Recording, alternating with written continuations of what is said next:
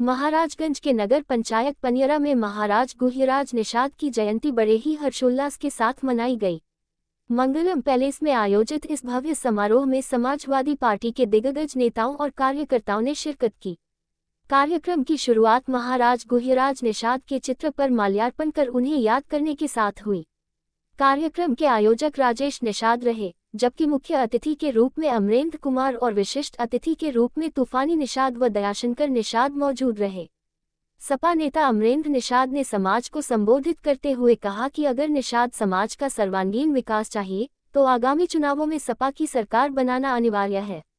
वहीं वरिष्ठ सपा नेता आनंद निषाद ने महाराज गुह्यराज निषाद और महर्षि कश्यप के आदर्शों पर प्रकाश डालते हुए कहा कि महाराजा गुह्यराज निषाद जब श्री रामचंद्र जी वन को जाने लगे तो महाराजा गुह्यराज निषाद ने उनको संरक्षण दिया और नाव पार कराया। बस यही तक हमको बताया गया। मेरे भाइयों एक बात आप लोग सुन लीजिए। महाराजा गुह्यराज निषाद जी के पिता का नाम महाराजा तीरथ निषाद था। उनके एक भाई का नाम प्रयागराज निषाद था तथा उनके एक भाई का नाम श्रृंगी राज निषाद था। मेरे भाइयों यह भी जान लीजिए। आप लोग यह भी जानते हैं जब महाराजा तीरथ निषाद जी से और दशरथ से 14 बार युद्ध हुआ था। मेरे भाइयों सीमा पर बाढ़ को लेकर 14 बार युद्ध किया था। महाराजा तीरथ निषाद ने महाराजा दशरथ को 14 बार पराजित करने का काम किया था। मेरे भाई पराजित करने के बाद राजा दशरथ की पुत्री शांता को तीरथ निषाद जी ने अपने साथ ले जाने का काम किया और अपने भाई श्रृंगी ऋषि से शादी करवाने का काम किया। एक रिश्ता निषाद समाज के साथ यह भी है। मेरे भाइयों हम तो रिश्ता निभाते रहे और जब राजा दशरथ को उस देवासुर संग्राम में यानी तीरथ राज निषाद के संग्राम में जब उनके शरीर को क्षत पहुंची तो राजा दशरथ का पुरुषार्थ खत्म हो गया था। कोई बच्चा पैदा नहीं हो रहा था। उसी समय श्रृंगी ऋषि द्वारा पुत्रेष्टि जग करके राम लक्ष्मण भरत शत्रुघ्न का जन्म हुआ। मेरे भाइयों यह सब भी जानने का काम करिए। लेकिन निषाद समाज ने यह भी किया।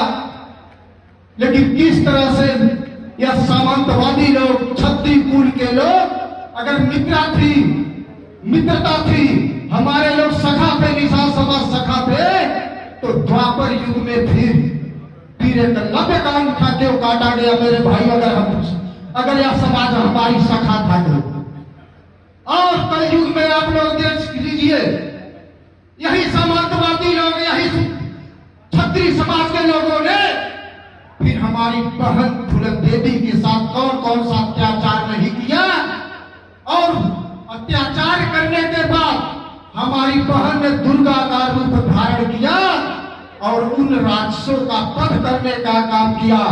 लेकिन जिस दिन भारतीय जनता पार्टी की सरकार बनी, राजनाथ सिंह उत्तर प्रदेश के मुख्यमंत्री बने, मेरे भाइयों मेरी बहन को की वीरता को खत्म करने के लिए इन लोगों को बहन फूलन देवी को मरवाने का काम किया। इसलिए मेरे भाइयों आप लोग यह समझ लीजिए भारतीय जनता पार्टी बरगद का पेड़ है। मेरे भाइयों बरगद का पेड़ है। देख लीजिए बरगद के पेड़ के नीचे अगर छोटी प्रजाति का पौधा उगाना चाहेंगे तो घास मर जाएगा, कभी विकास नहीं करेगा। मेरे भाइयों लेकिन आप सरसों में मटर बो देंगे तो निश्चित रूप से छोटे प्रजाति के साथ छोटे प्रजाति का विकास हो जाएगा। मेरे भाइयों इसलिए आप सभी लोग समाजवादी पार्टी के साथ जुड़िए, माननीय अखिलेश यादव जी के साथ जोड़िए। इसलिए वह हमारे समाज के लेबर के जाति हैं, शूद्र वर्ग के हैं। इसलिए जब भी विकास अखिलेश यादव का होगा तो उनके साथ साथ सारे शूद्र समाज का भी विकास होगा। मेरे भाइयों आज महाराजगंज जनपद है। मेरे भाइयों आप लोगों से बताना चाहता हूं कुछ तो बीत गया, वर्षों बीत गया। आपके विधानसभा में पनियरा विधानसभा भी निषाद बाहुल क्षेत्र है, फरंदा विधानसभा भी निषाद बाहुल क्षेत्र है। लेकिन जब काशीराम ने कहा था जिसकी जितनी संख्या भारी उसकी उतनी भागीदारी। लेकिन भारतीय जनता पार्टी के लोग आज तक समाज में यहाँ से किसी भी प्रत्याशी को, चाहे विधानसभा का चुनाव हो चाहे लोकसभा का चुनाव हो, कभी टिकट देने का काम नहीं किया।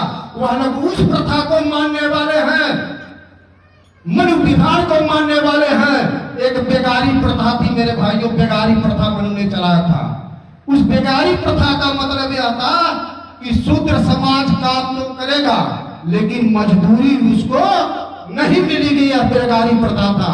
इसी तरह से आज भारतीय जनता पार्टी की सरकार, मनुवादियों की सरकार, सामंतवादियों की सरकार हम लोगों से वोट तो ले लेती है लेकिन कभी हम लोगों को सत्ता में भागीदारी देने का काम नहीं करती है। मेरे भाइयों, आज निषाद समाज पनियरा में जागा है। जो भी हमारे भाई बंधु कंधे से कंधा मिलाकर चलने का काम कर रहे हैं, उनको चुनाव आते आते डराया जाएगा, धमकाया जाएगा।